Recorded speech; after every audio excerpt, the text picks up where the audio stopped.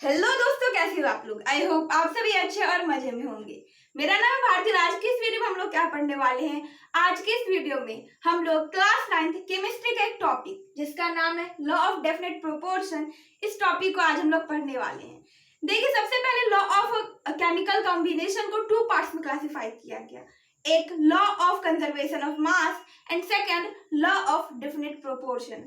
तो पहला law of conservation of mass, उसको हम लोग इससे पिछले वाले वीडियो में पढ़ लिए हैं और आज के इस वीडियो में हम लोग क्या पढ़ेंगे, लॉ ऑफ डेफिनेट प्रोपोर्शन को पढ़ने वाले हैं। तो सबसे पहले समझते हैं कि इसको दिया किसने है। तो देखिए, लॉ ऑफ डेफिनेट प्रोपोर्शन जो है इसे जोसेफ प्रोस्ट ने 1779 में दिया था। Law of definite proportion is given by Joseph Prost in 1779। इसको 1779 में जोसेफ प्रोस्ट ने दिया था। अब देखिए है क्या क्या है इस लॉ ऑफ डेफिनेट प्रोपोर्शन में, उसके बारे में समझते हैं। The element in a pure chemical compound are always present in same proportion by mass regardless of how the compound are created। देखिए, जितने भी केमिकल कंपाउंड है इस अर्थ पर, जितने भी कंपाउंड है वो सारे कंपाउंड एक डेफिनेट प्रोपोर्शन में, बट जब वो प्योर रहते हैं तभी इम्प्योर हो जाते हैं तो इसमें बहुत सारे अलग अलग एक्स्ट्रा मटेरियल मिल जाते हैं। बट जब जिस टाइम में वो प्योर कंपाउंड रहते हैं ना, तो वो क्या होता है, वो प्योर कंपाउंड हमेशा डेफिनेट प्रोपोर्शन, हमेशा एक फिक्स्ड रेशियो में रहता है। अब इसको हम लोग एक एग्जाम्पल के थ्रू समझते हैं। एग्जाम्पल लेते हैं वाटर का। देखिए, वाटर जो है हम लोग इसको H2O कहते हैं, ठीक है। और ये हमेशा रेशियो में रहता है और वो रेशियो क्या है, वो रेशियो है 1:8। ये हमेशा इसी रेशियो में रहता है। मतलब कि एक, जैसे देखिए कि हम अगर 9 ग्राम पानी लेते हैं, सपोज कीजिए कि मैं 9 ग्राम पानी ली, ठीक है। तो इसमें 1 ग्राम क्या होगा, इसमें 1 ग्राम हाइड्रोजन होगा, 1 ग्राम इसमें हाइड्रोजन होगा और 8 ग्राम क्या होगा, 8 ग्राम इसमें ऑक्सीजन होगा। और ये जब जुड़ेगी ना तभी ये वाटर बनेगा। वैसे ही जैसे हमें 20 ग्राम या 18 ग्राम अगर हमें पानी चाहिए तो उसमें 2 ग्राम हाइड्रोजन रहेगा और 16 ग्राम उसमें ऑक्सीजन रहेगा। बट वो हमेशा किस में रहेगा, हमेशा एक फिक्स्ड रेशियो में रहेगा, वो है 1:8, ठीक है।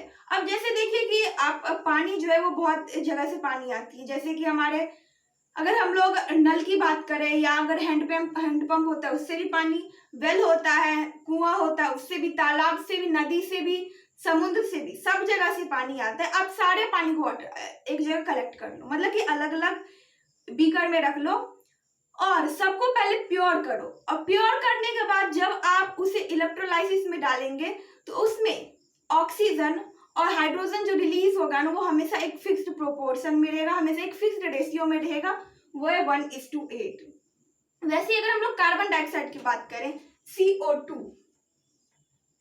ये क्या है, कार्बन डाइऑक्साइड, ये भी हमेशा एक फिक्स्ड रेशियो में रहता है। फिक्स्ड रेशियो इसका क्या है, इसका रेशियो है 3:8। ये हमेशा किस में रहता है, ये हमेशा 3:8 रेशियो में ही रहता है। मतलब कि 3, अगर हमें 11 ग्राम कार्बन डाइऑक्साइड चाहिए तो उसमें 3 ग्राम क्या होगा, 3 ग्राम उसमें कार्बन होगा और 8 ग्राम उसमें ऑक्सीजन होगा। जबकि ये जो है ये अलग अलग जगह से रिलीज होते हैं। जैसे हम लोग इनहेल एक्सहेल करते हैं तो यहाँ से भी कार्बन डाइऑक्साइड रिलीज करती है, गाड़ी चलती है उसमें से भी स्मोक निकलता है, उसमें भी कार्बन डाइऑक्साइड रहता है। अगर आप किसी चीज को जलाते हैं ना तो उसमें भी कार्बन डाइऑक्साइड रहता है। बट सारे कार्बन डाइऑक्साइड को आप देखेंगे तो वो जो प्योर कार्बन डाइऑक्साइड हम लोग लेंगे, मतलब प्योर कंपाउंड लेंगे, तो उसमें हमेशा एलिमेंट यहाँ पर कौन है, तो ये देखिए ये हाइड्रोजन, ऑक्सीजन, यहाँ पर ये कार्बन, ऑक्सीजन, ये सब क्या है, ये एलिमेंट है। तो हमेशा ये जो एलिमेंट रहेगा ये हमेशा एक फिक्स्ड रेशियो में ही रहेगा, तभी वो क्या बनाएगा, कंपाउंड बनाएगा। जब भी कंपाउंड बनता है तो वो हमेशा फिक्स्ड रेशियो में रहता है। अगर उससे थोड़ा सा भी ज्यादा रहेगा तो कंपाउंड नहीं बनेगा, या बनेगा तो कोई दूसरा चीज बन जाएगा, कम रहेगा तब पर भी नहीं बनेगा। और जब बनेगा तो वो प्योर एलिमेंट से बनेगा, एक फिक्स्ड रेशियो में रहेगा, ठीक है। तो यही कहता है हमारा लॉ ऑफ डेफिनेट प्रोपोर्शन। अब ये लॉ ऑफ डेफिनेट प्रोपोर्शन जो है इसे हम लोग एक और नाम से जानते हैं। वो नाम क्या है, वो नाम है इसका लॉ ऑफ कांस्टेंट प्रोपोर्शन। सो अभी वापस से समझ लेते हैं कि अभी हमने क्या पढ़ा। सबसे पहले लॉ ऑफ डेफिनेट प्रोपोर्शन जो होता है उसे हम लोग एक और नाम से जानते हैं, वो है लॉ ऑफ कांस्टेंट प्रोपोर्शन। इसे जोसेफ प्रोस्ट ने दिया था इन 1779 में दिया था। इसमें कहा क्या जाता है कि जितने भी कंपाउंड अर्थ पर है ना, प्योर कंपाउंड को ले, अब ये नहीं कि इम्प्योर को ले लेते, प्योर कंपाउंड को अगर हम लोग ले तो वो हमेशा एक फिक्स्ड रेशियो में रहेगा। हम जानते हैं कि जब भी कंपाउंड बनता है ना तो वो एलिमेंट से ही बनता है, अगर कोई मिक्सचर बनता है तो वो भी एलिमेंट से ही बनता है। अब एलिमेंट है क्या, तो जैसे हाइड्रोजन है, यहाँ पर ऑक्सीजन है, कार्बन है, ये सब सारे क्या होते हैं, एलिमेंट होते हैं। ठीक है, तो आप लोग पीरियोडिक टेबल आई थिंक पढ़े होंगे, नहीं तो अगले चैप्टर में, नेक्स्ट चैप्टर जो है क्लास 9 का, उसमें क्या है, उसमें हम लोगों को पीरियोडिक टेबल को पढ़ना रहता है। तो उसमें 118 एलिमेंट है। वो सारे एलिमेंट अगर कोई कंपाउंड तैयार होता है तो उसी में से एलिमेंट, कुछ एलिमेंट कंबाइन करते हैं एंड वो कंपाउंड बनाते हैं। तो वो जो एलिमेंट कंबाइन करते हैं तो वो हमेशा एक फिक्स्ड रेशियो में रहता है। अब जैसे हम लोग वाटर लिए, वाटर हर जगह से आता है, बहुत सारे ऐसे जगह जहाँ से वाटर आते हैं, बट वो सारा वाटर, अगर उस वाटर को अगर हम लोग प्योर कर दें और प्योर करने के बाद अगर उसे देखें तो वो हमेशा फिक्स्ड रेशियो में ही रहेगा। अब जैसे देखिए, जैसे कि हम लोगों को कितना ग्राम, 18 ग्राम अगर वाटर है, तो देखिए ये हमेशा किस में होगा, मास में होगा, बाय मास। यहाँ पर लिखा भी होगा सेम प्रोपोर्शन बाय मास। ये किस में प्रोपोर्शन को किस में देखा जाएगा, मास में देखा जाएगा। मास मतलब यहाँ पर मास को वेट समझिए। ठीक है, अब जैसे देखो 18 ग्राम हम लोग वाटर लेते हैं, तो अब ये जो वाटर है ना, ये हमेशा ये किस में है, ये 1:8 में है। मतलब कि 1 ग्राम यहाँ पर 1 हाइड्रोजन का पार्टिकल्स रहेगा और 8 इसमें ऑक्सीजन का पार्टिकल रहेगा। अब ये जो वाटर है 18 ग्राम, तो इसको हम लोग अलग अलग करेंगे। सबसे पहले 1 और फिर यहाँ पर 8 डालेंगे, तो 8 1 ये 9 ही हुआ। अगेन यहाँ पर 1 ऐड करेंगे और यहाँ पर अगेन 8 ऐड करेंगे। यहाँ पर जितना भी ऐड होगा ना, इसमें ये नहीं कि यहाँ पर 1 ऐड हो जाएगा, नहीं, ये इसमें हमेशा कितना ऐड होते जाएगा, इसमें हमेशा 8 ऐड होते जाएगा और यहाँ पर हमेशा 1 ही ऐड होते जाएगा।